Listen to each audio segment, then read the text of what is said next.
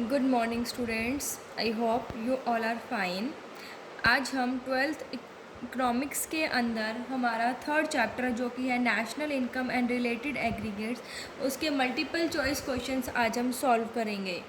So our first question is market price of the final goods and services including depreciation produced within the domestic territory of a country during an accounting year is called। कहता है बेटा कि final goods and services का जो market price है, ठीक है, देखो क्या कहा है कि market price of the final goods and services, यहाँ पर ध्यान रखना मार्केट प्राइस की बात है।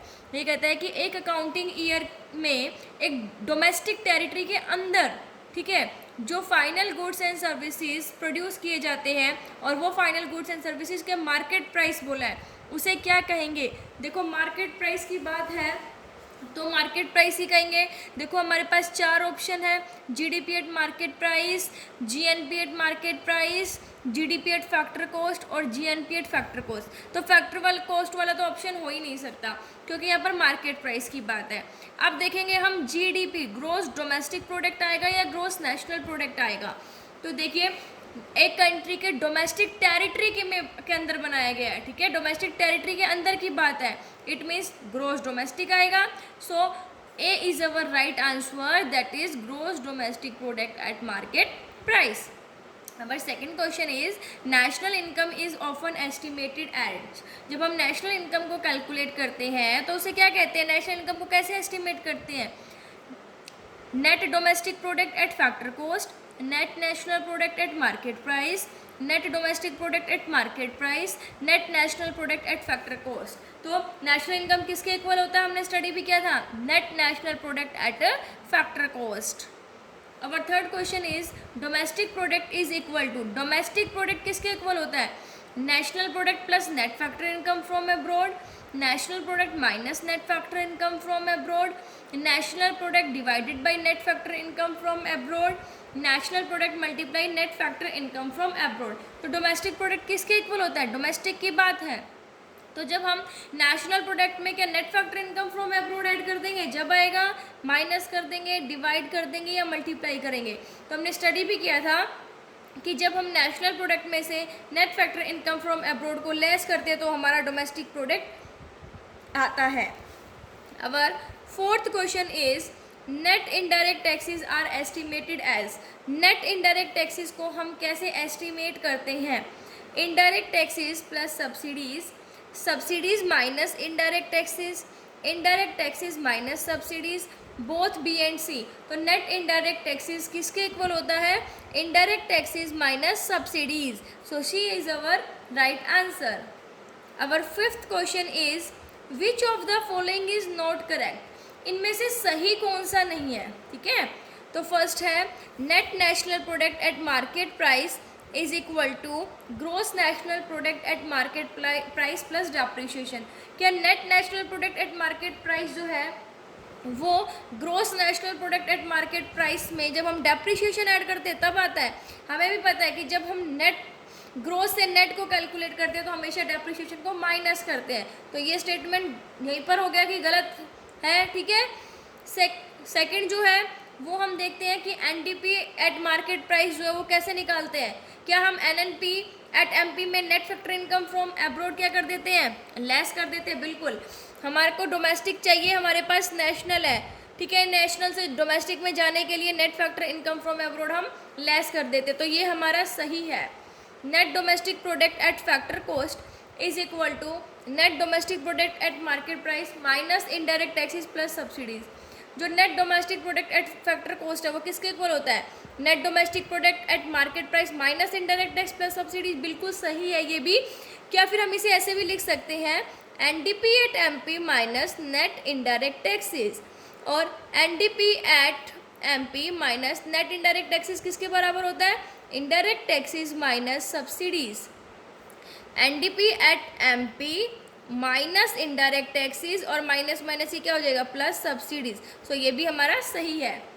फोर्थ है हमारा GDP at factor cost is equal to NDP at factor cost plus depreciation. Gross domestic product at factor cost जो है वो किसके इक्वल होता है, net domestic product at factor cost plus depreciation. बिल्कुल ग्रॉस में डेप्रिसिएशन इंक्लूड होता है, तो कौन सा करेक्ट नहीं है, ए ए वाला जो है वो करेक्ट नहीं है। So our sixth question is which one is correct. इनमें से कौन सा सही है? सही की बात है। नेशनल इनकम किसके बराबर होती है? NDP at factor cost minus net factor income from abroad, क्या इसके इक्वल होती है? तो ये तो क्या है, करेक्ट बताना है, विच वन इज करेक्ट। नहीं, ये गलत है। Net domestic product at factor cost में से हम net factor income from abroad है क्या कर देंगे, लेस कर देंगे, तो ये क्या है, सही नहीं है। ठीक है, क्योंकि नेट नेशनल इनकम हम कैसे निकालते हैं, एनएनपी एट एफसी, है ना, कैसे निकालते हैं हम national income, NNP at FC, इसके बराबर होते हैं हमारी नेशनल इनकम। तो क्या हम नेट डोमेस्टिक प्रोडक्ट में हम क्या करते हैं, नेट फैक्टर इनकम को लेस कर देंगे? नहीं, नेशनल में जाने के लिए हम ऐड करते हैं net factor income from abroad को, तो ये तो रॉन्ग है।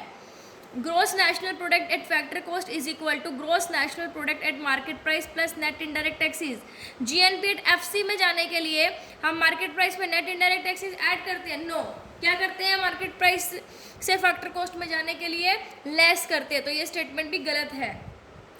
नेक्स्ट है national income is equal to domestic income plus net factor income from abroad. क्या नेशनल इनकम डोमेस्टिक इनकम में हम एनएफआईए ऐड कर देते हैं तो निकल कर आती है? बिल्कुल सही है ये स्टेटमेंट। लास्ट है GDP at factor cost is equal to NDP at factor cost minus depreciation. Gross के अंदर तो डेप्रिशिएशन इंक्लूड होता है, तो ये भी रॉन्ग हो गई, तो करेक्ट कौन सी है, सी वाली। Our seventh question is basis of the difference between the concept of market price and factor cost is।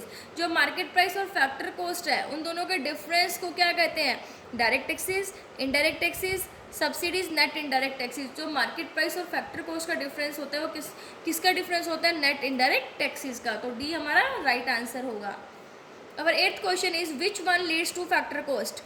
factor cost जो है वो किसके इक्वल है, market price minus indirect taxes, ठीक है, market price minus net indirect, market price plus indirect taxes, market price plus net indirect taxes. तो जब हम मार्केट प्राइस में से नेट इनडायरेक्ट टैक्सेस निकाल माइनस कर देते हैं तो हमारे पास फैक्टर कॉस्ट आता है।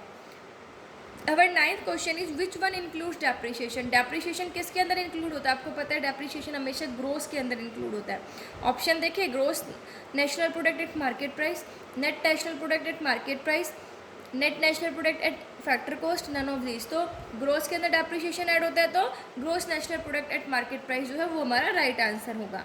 अवर tenth question is which of the following is an example of normal resident of India. इनमें से नॉर्मल रेजिडेंट ऑफ इंडिया का एग्जाम्पल कौन सा है, ठीक है। नॉर्मल रेजिडेंट क्या होता है, जो एक कंट्री में एक साल से ज़्यादा रहा हो और जिसका इकोनॉमिक इंटरेस्ट उसी कंट्री के लिए हो, उसी में इन्वेस्ट करे, कंजप्शन करे, ठीक है, तो उसी के लिए ही क्या हो, उसका इकोनॉमिक इंटरेस्ट हो। तो ऑप्शन देखते हैं, foreign worker working in WHO located in India. कोई बाहर का वर्कर है, वो वर्ल्ड हेल्थ ऑर्गेनाइजेशन में काम करता है जो कि इंडिया में लोकेट है, तो क्या ये है, बिल्कुल भी नहीं है नॉर्मल रेजिडेंट, ठीक है, उसका इकोनॉमिक इंटरेस्ट यहाँ के लिए नहीं है। German working as director in IMF office located in India. कोई जर्मन का है, जर्मन, ठीक है, जर्मनी का है, जर्मन जो कि इंटरनेशनल मॉनेटरी फंड जो कि इंडिया के अंदर लोकेटेड है, वहाँ पर डायरेक्टर एज ए डायरेक्टर काम करता है, तो क्या ये नॉर्मल रेजिडेंट है? नहीं, इसको हम स्टडी भी कर चुके हैं अच्छे से। Ambassador in India from rest of the world, India के अंदर एम्बेसडर आता है बाहर से, तो क्या वो नॉर्मल रेजिडेंट हमारी कंट्री का, इंडिया का? बिल्कुल नहीं है। Ambassador of India in rest of the world, हमारे इंडिया का एम्बेसडर है बाहर, तो बिल्कुल क्योंकि हमारे देश के लिए कमा रहा है, ठीक है। मतलब इसके अंदर मेन फोकस होता है कि इकोनॉमिक इंटरेस्ट का, कि इकोनॉमिक इंटरेस्ट कहाँ है उसका, ठीक है। हो सकता है कि वो उसका देश का वो बन जाए रेजिडेंट, ठीक है, मतलब रह ले वहाँ पर एक साल से ज़्यादा, लेकिन इकोनॉमिक इंटरेस्ट जरूर होना चाहिए उसका, तो दोनों चीज़ होनी चाहिए ना, ठीक है। तो जो डी है वो क्या होगा, राइट आंसर होगा, ये नॉर्मल रेजिडेंट का एग्जाम्पल है। सो 11th क्वेश्चन है हमारा, national income includes. National income जो है वो क्या इंक्लूड करती है, old age pension. Old age pension हमारी वन साइडेड पेमेंट्स होती है, ट्रांसफ़र पेमेंट्स होती हैं, ठीक है, हमारे लिए ट्रांसफ़र इनकम है, और जो गवर्नमेंट हमें देती है वो उनके लिए ट्रांसफ़र पेमेंट्स हैं। फिर है money send by an NRI to his family in India. एक नॉन रेजिडेंट ऑफ इंडिया है, उसकी फैमिली इंडिया के अंदर रहती है, उन्होंने उसको मनी सेंड की, तो क्या हम अपने देश की नेशनल इनकम में इंक्लूड करेंगे? नहीं करेंगे। Transfer payments from rest of the world, बाहर से कोई ट्रांसफ़र पेमेंट्स मिलती है, वन साइडेड पेमेंट, तो हम ट्रांसफ़र पेमेंट्स को तो इंक्लूड ही नहीं करते हैं। तो फोर्थ ऑप्शन है नन ऑफ दीज, तो इट मीन्स हम तीनों को ही नेशनल इनकम के अंदर इंक्लूड नहीं करते, तो our right answer is D, none of these. 12th question is financial help to a victim is, कोई विक्टिम है उसको फाइनेंशियल हेल्प की, तो ये ट्रांसफर पेमेंट है, ठीक है, फैक्टर इनकम है, net factor income from abroad है, या नन ऑफ दिस। तो फाइनेंशियल हेल्प करना किसी विक्टिम को, ये हमारी ट्रांसफर पेमेंट होती है, इसके बदले में जो विक्टिम है उसको कुछ, वो हमें कुछ देगा नहीं, ठीक है। तो financial help to a victim क्या है, एक ट्रांसफर पेमेंट है। Question number 13 is the difference between national income and domestic income is that of, जो नेशनल इनकम और डोमेस्टिक इनकम का डिफरेंस होता है उसे क्या कहते हैं, net indirect taxes, net factor income from abroad, consumption of fixed capital, both a and b. तो देखो जो नेशनल इनकम और डोमेस्टिक इनकम के बीच का डिफरेंस है उसे क्या कहते हैं, net factor income from abroad.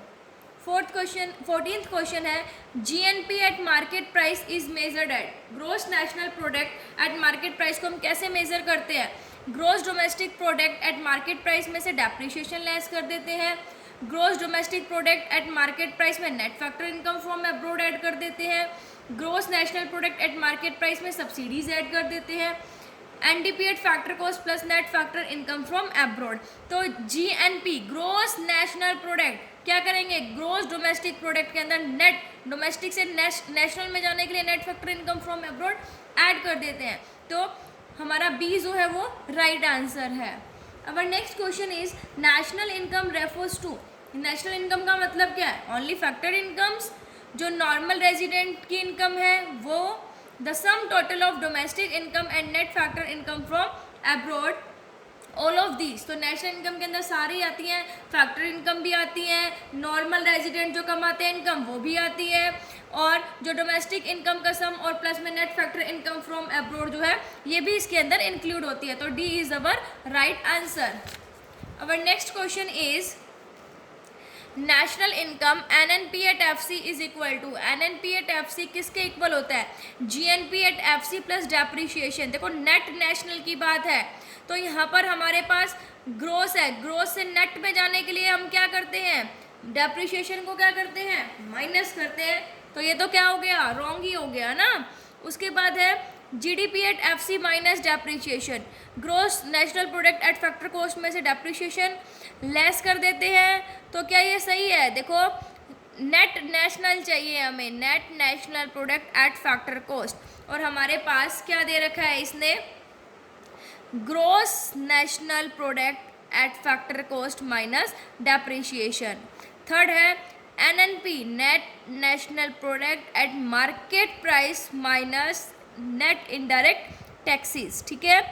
उसके बाद है बोथ बी एंड सी, कि दोनों हो सकते हैं, ये भी हो सकता है और ये भी हो सकता है। तो बताइए, बिल्कुल both B and C is right answer, क्योंकि gross national product at factor cost में से हम डेप्रिशिएशन लेस कर देंगे, तो यहाँ पर net national product at FC आ जाएगा, ये भी सही है। या फिर हमारे पास net national product at market price है, उसमें से हम नेट इनडायरेक्ट टैक्सेस लेस कर देंगे, तो भी हमारे पास क्या आएगा, एनएनपी एट एफसी आ जाएगा।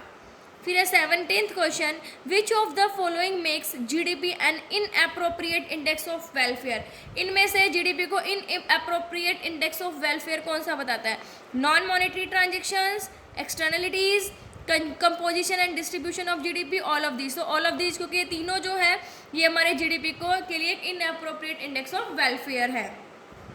18th question is the impact of an externalities, impact जो होता है एक्सटर्नलिटी का वो पॉजिटिव होता है, नेगेटिव होता है, पॉजिटिव और नेगेटिव दोनों होता है, ना पॉजिटिव ना नेगेटिव। तो एक्सटर्नलिटी का इम्पैक्ट क्या होता है, पॉजिटिव भी हो सकता है और नेगेटिव भी हो सकता है, क्योंकि बिना पे किए और पेनल्टी भरे हमें गुड एंड बैड इम्पैक्ट्स मिलते हैं।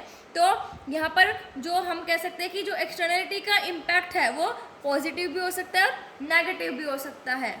रियल नेशनल इनकम मीन्स क्या होता है, national income at current price, national income at factor cost, national income at constant prices, national income at average prices of the past 10 years. तो real national income का means क्या होता है, बताइए, national income at constant prices. तो C is our right answer.